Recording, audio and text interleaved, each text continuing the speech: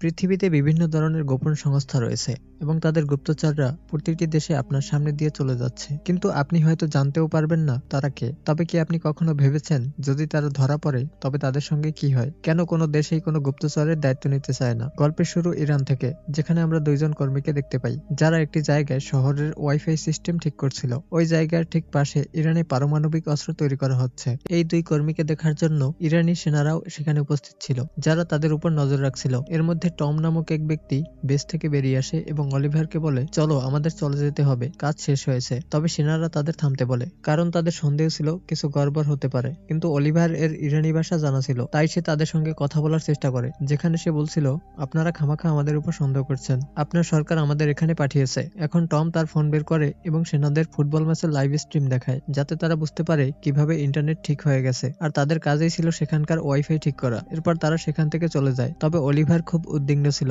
কারণ আসলে তারা ওয়াইফাই ঠিক করতে যায়নি, তাদের আসল কাজ ছিল অন্য কিছু। এই দুইজন কর্মী আসলে ইউএস সিআইএ এজেন্ট এবং তারা একটি মিশনে ছিল, যার লক্ষ্য ছিল ইরানে চলমান পারমাণবিক কার্যকলাপের উপর নজর রাখা। তাদের জানা ছিল যে জমির নিচে কিছু কাজ চলছে, তাই তারা যে ওয়্যারগুলো সেখানে পাঠাচ্ছিল তার মধ্যে একটি চিপ লাগিয়ে দিয়েছিল। এর ফলে পুরো কেন্দ্র আমেরিকার নিয়ন্ত্রণে চলে আসে এবং তারা বসে বসে দেখতে পায় সেখানে আসলে কি ঘটছে। টম তার বসকে মেসেজ পাঠায়, ইটস ডান, এবং এরপর বিষয়টি হোয়াইট হাউস পর্যন্ত পৌঁছে যায়। তারা যখন সেই ছবির অ্যাক্সেস করে তখন অবাক হয়ে যায়, কারণ ইরান জমির নিচে একটি সম্পূর্ণ ফ্যাক্টরি তৈরি করেছে, যেখানে বিভিন্ন ধরনের ড্রোন তৈরি করা হচ্ছে যা পারমাণবিক বিস্ফোরণের জন্য সক্ষম। কিন্তু অলিভার খুব উদ্বিগ্ন ছিল। তখন টম তাকে বলছিল, তোমার উদ্বিগ্ন হওয়ার কিছু নেই, কারণ তুমি এই কাজটা বেছে নিয়েছো। আমাদের জীবন বন্দুকের নলের উপর চলতে থাকে, আর একটা ভুল হলেই ট্রিগার চাপা পড়ে। তাই যেটাই করো সেই কাজটা আত্মবিশ্বাসের সঙ্গে করো, যাতে কেউ তোমার উপর সন্দেহ না করে। অন্যদিকে আমরা লুনা নামক এক রিপোর্টারকে দেখি, যার কাছে কিছু ছবি আসে যা এক অজ্ঞাতনামা ব্যক্তির পাঠানো ছিল।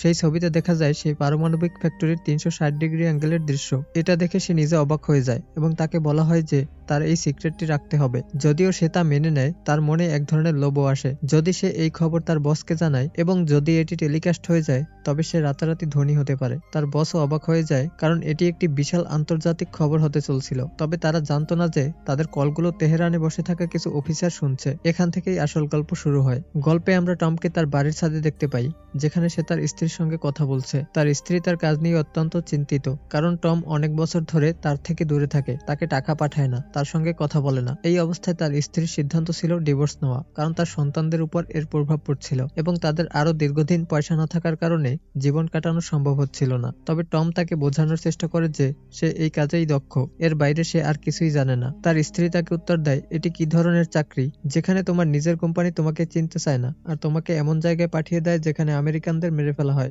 একই সময়ে ফাহাদ নামক এক ব্যক্তি, যে আগে দুবাইয়ে থাকতো, তাকে আফগানিস্তান এয়ারপোর্টে দেখা যায়। তার কাছে ভুয়া আইডি ছিল, তবে তাও তাকে ধরা যায়নি, কারণ সেখানে কর্মরত স্টাফ জানতো কি হচ্ছে। এয়ারপোর্টের বাইরে গিয়ে ফাহাদ একটি কল পায় এবং সেখানে রোমান নামক এক ব্যক্তির সঙ্গে ফোনে কথা বলে, যিনি তাকে আশ্বস্ত করে যে তার কিছুই হবে না, তাকে শুধু একজন ট্রান্সলেটরের কাজ করতে হবে এবং 3 দিনের মধ্যে তার বন্ধু তাকে পেয়ে যাবে। এদিকে যখন আমেরিকা সেই ছবিগুলো পুরোপুরি খতিয়ে দেখে, তখন তারা সিদ্ধান্ত নেয় যে তারা পুরো জায়গাটি উড়িয়ে দেবে। তারা জানে যে সেখানে হাজার হাজার লোক কাজ করছে, তবে তারা সেই চিপের মাধ্যমে সেখানের তাপমাত্রা বাড়িয়ে দেয়, যার ফলে পুরো ফ্যাক্টরি ধ্বংস হয়ে যায়, বহু মানুষ সেখানে মারা যায়। কিন্তু যখন টম এই দৃশ্য তার ছাদ থেকে দেখে, সে বুঝতে পারে যে এখন এখান থেকে বের হওয়ার সময় এসেছে, কারণ আমেরিকা কখনো তার সামনে আসবে না বা স্বীকার করবে না যে তারা এই কাজ করছে। এদিকে ইরানি মিলিটারি এখন সতর্ক হয়ে গেছে, কারণ এটি একটি বড় ধরনের দুর্ঘটনা ছিল। তারা বুঝতে পেরেছে যে এটি কোনো কাজের কারণে হতে পারে, এবং যখন সেই স্থানটি পরিদর্শন করতে জেনারেল সেখানে আসে, সে তার কমান্ডারকে জিজ্ঞেস করে এটা কিভাবে ঘটছে। কমান্ডার পরিষ্কার ভাষায় বলে, এটি সম্ভবত ইজরা বা আমেরিকানদের কাজ হতে পারে। আমরা কিছুদিন আগে একটি কল রেকর্ডিং শুনেছিলাম, যেখানে দুটি ব্যক্তি কোনো টপ সিক্রেট নিয়ে কথা বলছিল। এখন জেনারেল খুব রেগে যায় এবং সে নির্দেশ দেয় যে কোনো সন্দেহভাজনকে তৎক্ষণাৎ নিধন করা হোক, কোনো রহমত দেখানো না হোক। এদিকে টম তার সমস্ত জিনিসপত্র প্যাক করে সেখান থেকে চলে যায়। যদিও সে অলিভারকেও যেতে বলছিল, তবে তার কাজ এখনো শেষ হয়নি। তাই চলে যাওয়ার সময় টম তাকে বলে যে যেসব প্রমাণ ছিল সবকিছু পুড়িয়ে ফেলতে, কিছুই যেন না ছাড়ে। কয়েক ঘন্টার ফ্লাইট পর টম দুবাই এয়ারপোর্টে এসে পৌঁছায়। টম দুবাই এয়ারপোর্টে ল্যান্ড করে, যেখানে তার লন্ডনের জন্য ফ্লাইট ছিল, কিন্তু তখনও অনেক সময় ছিল। এই সময় টমের কাছে রোমানের একটি মেসেজ আসে, যেখানে তাকে দেখা করতে বলা হয়। এর মধ্যেই দুবাই থেকে হাজার হাজার মাইল দূরে কাবুলের একটি ছোট্ট শহরে আমরা একজন এজেন্ট কাহিল এবং কিছু তালেবানিদের দেখতে পাই, যারা কিছু বিষয়ে আলোচনা করছিল, তবে এটি সম্পূর্ণ করতে পারছিল না। কাহিল সেই তথ্য ইসলামাবাদে পাঠিয়ে দেয়। এদিকে লুনা, যিনি তখন ইরানে ছিলেন, তার মেয়ের সঙ্গে কথা বলছিলেন, কিন্তু হঠাৎ করে দুটি লোক এসে তাকে জোর করে অপহরণ করে এবং তার সঙ্গে থাকা সবকিছু নিয়ে চলে যায়। টম রোমানের বাড়িতে পৌঁছায়, যেখানে একটি পার্টি চলছিল। সে রোমানকে বলে, যদি আমাকে মদ খাওয়ার জন্য ডাকো তাহলে আমি আগে থেকেই বলছি আমি মদ খাই না। কিন্তু রোমান অন্য কিছু পরিকল্পনা করছিল। সে টমকে অন্য একটি কক্ষে নিয়ে যায় এবং তাকে ইরানে কিছুদিন আগে ঘটে যাওয়া বিস্ফোরণের ফুটেজ দেখায়। রোমান জানায় যে তারা ঠিক এরকমই আরো একটি অস্ত্র তৈরি করছে এবং টমকে সেটি ধ্বংস করতে হবে, না হলে অনেক দেরি হয়ে যাবে। তবে টম এতে সম্মত হতে অস্বীকৃতি জানায়, কারণ সে অনেক কঠিন পরিস্থিতি পার করে এসেছে। কিন্তু রোমান তাকে অনেক টাকা দেয় এবং বলে, তুমি যত চাইবে আমি দেব, এর মাধ্যমে তোমার স্ত্রী সন্তানরা পুরো জীবন ভালোভাবে কাটাতে পারবে। রোমানের ব্যক্তিগত জীবন জানিয়ে টম শেষে সম্মত হয়। তবে সে একটাই প্রশ্ন করে, কেন আমি? রোমান জানায়, তুমি আফগানিস্তান হয়ে ইরানে যেতে পারবে। আফগানিস্তানে যাওয়ার জন্য সাহস থাকা উচিত, যা তোমার মধ্যে আছে। এজন্য লাখ লাখ ডলারও কম হবে। তারপর রোমান তাকে ফাহাদের ব্যাপারে জানায়, যে ইতিমধ্যেই সেখানে তার জন্য অপেক্ষা করছে এবং তাকে সাহায্য করবে, কারণ ফাহাদ ইরানি এবং আফগানি ভাষা জানে। এরপর টম আফগানিস্তানের হিরাত শহরে পৌঁছায়, যেখানে তার দেখা হয় ফাহাদের সঙ্গে। ফাহাদ তাকে একটি বাড়িতে নিয়ে যায়। এদিকে ইরানের লুনার কাছে কমান্ডার বারবার একই প্রশ্ন করে, তুমি ওই ফোন রেকর্ডিং এ কি বলছিলে? ওই ছবি কারা পাঠিয়েছে? লুনা একই উত্তর দেয় যে ছবিগুলো অজানা নম্বর থেকে এসেছিল এবং তার কাজ রিপোর্টিং করা, কোনো গুপ্তচর না হওয়া। যদি সে সত্যি বলে দেয় তবে সে তার মেয়ের কাছে ফিরে যেতে পারবে। সকালবেলা টম ফাহাদকে বলছিল, আমি তোমার জন্য কিছু অস্ত্র এনেছি, এগুলো রাখো। ফাহাদ অবাক হয়ে তাকে জিজ্ঞাসা করে, তোমার মিশন কি? টম উত্তর দেয়, মনে হচ্ছে তোমাকে কিছু জানানো হয়নি, এটি একটি টপ সিক্রেট মিশন। ফাহাদ মাথা ধরে নেয়, কারণ সে খুবই বিপদে পড়ে গেছে। এরপর রোমান যখন টিভি খুলে তখন সে দুটি মানুষের ছবি দেখে, যারা ইরানে ওই বিস্ফোরণের জন্য দায়ী বলে চিহ্নিত হয়েছে। ইরান বলছে তারা আমেরিকান। হ্যাঁ, এটা সেই দুই ব্যক্তি যাদের আপনি ভাবছেন। আসলে লুনা সবকিছু জানিয়ে দিয়েছে। বদৌলতে এখন কমান্ডার এক ক্ষুধার্ত শিকারীর মতো এই দুইজনকে খুঁজে বের করার জন্য তৎপর হয়েছে। এই খবর রোমান টমকে দেয় এবং বলে যে হয়তো তারা অলিভারকে মেরে ফেলেছে। তবে তুমি যে মিশনের কথা বলছো সেটা ভুলে যাও। আমি যা বলছি তা ভালো করে শোনো। প্রথমত সেই জায়গা ছেড়ে চলে যাও, কোথাও মরুভূমির মতো দূরে চলে যাও। এদিকে ইরান এবং আমেরিকার এই দ্বন্দ্বের মধ্যে পাকিস্তানও প্রবেশ করে। ইসলামাবাদ থেকে কাহিলের কাছে একটি কল আসে,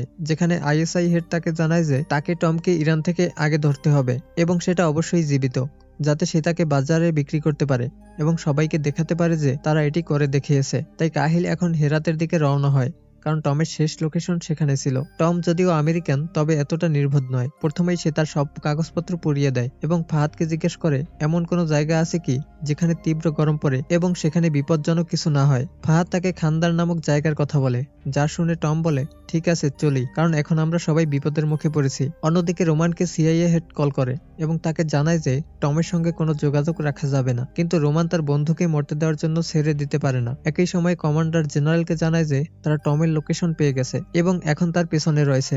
এই খবর টমও পেয়ে যায়, তাই সে তার গাড়ি পরিবর্তন করে। এদিকে কাহিল তার বাইক নিয়ে চলতে থাকে টমের পেছনে। টম যেহেতু জ্যামে আটকা পড়ে, তার উপর কমান্ডারের লোকেরাও কাহিলের লোকেরাও যেকোনো সময় আক্রমণ করতে পারে, তাই টম সেখান থেকে পালিয়ে যায়। কিন্তু ঠিক তখনই কাহিল কমান্ডারের গাড়িতে বোমা পুঁতে দেয়, যা এক বড় বিস্ফোরণ ঘটায়। এর ফলে কাহিলকে সুযোগ পাওয়া যায় টমকে অনুসরণ করার, কারণ আইএসআই যেকোনো মূল্যে তাকে জীবিত ধরতে চায়। এদিকে আমেরিকা সবকিছু দেখছে, তবে তাদের পক্ষ থেকে কোনো সাহায্য আসে না। কিন্তু সিআইএ অফিসারের টমের ড্রাইভিং স্কিল দেখে বলে, হেভি ড্রাইভার। টম এমন একটি পুরানো গাড়িকে ফর্মুলা 1 এর মতো চালাচ্ছিল। কিন্তু কাহিলও নিজেকে টমের মতো হটশট ড্রাইভার মনে করে এবং কিছুটা পর টমের গাড়ির টায়ার ফেটে যায়, যার ফলে ফাহাদ সেটা ঠিক করে। তবে ফাহাদ এখন কিছুটা বিরক্ত হয়ে পড়ে, কারণ সে অনিচ্ছা সত্ত্বেও বিপদে পড়েছে। টম তাকে আশ্বস্ত করে যে আমি তোমার জীবন বাঁচাবো, এটা আমার দায়িত্ব। তবে এখন আমাদের খান্দার পৌঁছতে হবে। তবে তার আগে তাদের রাব্বানীদের কাছে যেতে হবে, যার কাছে হেলিকপ্টার আছে, যার সাহায্যে তারা দ্রুত খান্দার পৌঁছতে পারবে। টায়ার ঠিক হয়ে গেলে তারা রাতের বেলা চলতে থাকে, কিন্তু তখন কমান্ডার তাদের পেছনে হেলিকপ্টার নিয়ে আসেন এবং গুলি চালাতে শুরু করেন। তবে টম নাইট ভিশন গুগলস পরিধান করে এবং কৌশলে কমান্ডারের হেলিকপ্টারটি ধ্বংস করে দেয়, যার ফলে কমান্ডার মারা যায়। এখন এই দুইজন পায়ের উপর চলতে থাকে। তবে ফাহাদ টমের মতো শক্তিশালী নয়। ফাহাদ টমকে বলে, দয়া করে আমাকে মাফ করো, আমি তোমাকে এই বিপদে ফেলেছি। তবে আমি যা করেছি তা আমার পরিবারের জন্য।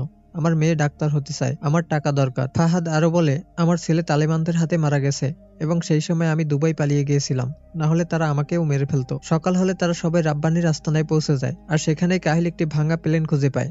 আসলে রাব্বানির সব দেশের সাথে যোগাযোগ ছিল, সেটা আইএসআই হোক কিংবা রাশিয়ান, সবাই তাকে চিনত।